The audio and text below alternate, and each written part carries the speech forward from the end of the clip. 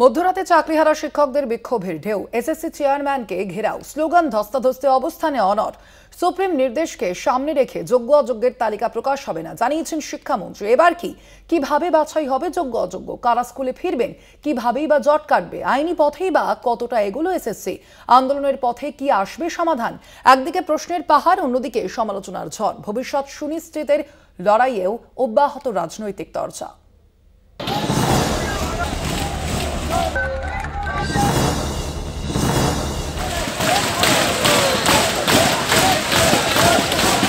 কেউ বলছেন রাতের পর রাত জাগবো, কেউ বলছেন গুলি করে দিলেও তালিকা না পাওয়া অবধি সরছি না। মধ্যরাতে বিক্ষোভের ঢেউ, হাততালি দিয়ে ফাঁকা বোতল বাজিয়ে স্লোগান তুলে প্রতিবাদ চলে রাতভর। যতক্ষণ না যোগ্য অযোগ্য বাছাই হবে ততক্ষণ চলবে আন্দোলন। সেই হুঙ্কার দিয়েই সোমবার এসএসসি ভবনে ঘেরাও করেন প্রতিবাদী শিক্ষকরা। যত রাত বেড়েছে আন্দোলনের ঝাঁঝ বেড়েছে। রাজ্য তোলপাড় করার ডাক দিয়েছেন চাকরিহারারা, কিন্তু রাতভর বিক্ষোভের নির্যাস কি শূন্য। সুপ্রিম নির্দেশকে সামনে রেখে তালিকা তো দূরের কথা, যোগ্য নাকি অযোগ্য সেই তরজাতেই গেল না এসএসসি। তাহলে কিভাবে জানা যাবে কে যোগ্য কে অযোগ্য?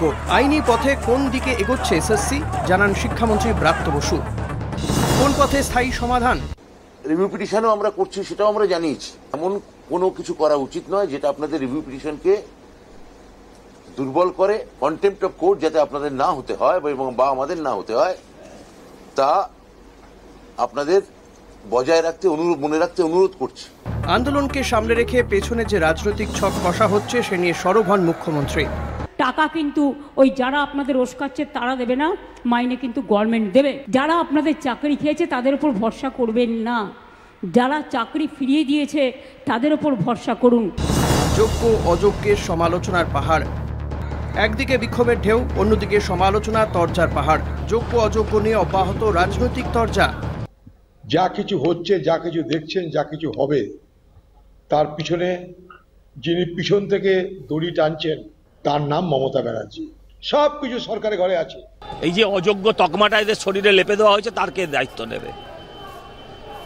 মাইনে যে ফেরত দিতে হবে না তার গ্যারেন্টি কে দেবে? তার পদত্যাগ করা উচিত। একটা কথার দাম রাখতে পারে না, সে মন্ত্রী কিসের? সোমবার মধ্যরাতের বিক্ষোভে দেখা যায় কিছু চেনা মুখ। আরজিকর আন্দোলনের কয়েকজন জুনিয়র চিকিৎসকরা যোগ দেন চাকরিহারাদের আন্দোলনে। মঙ্গলবার আন্দোলনকারীদের পাশে দাঁড়ায় যাদবপুর বিশ্ববিদ্যালয়ের পড়ুয়ারা।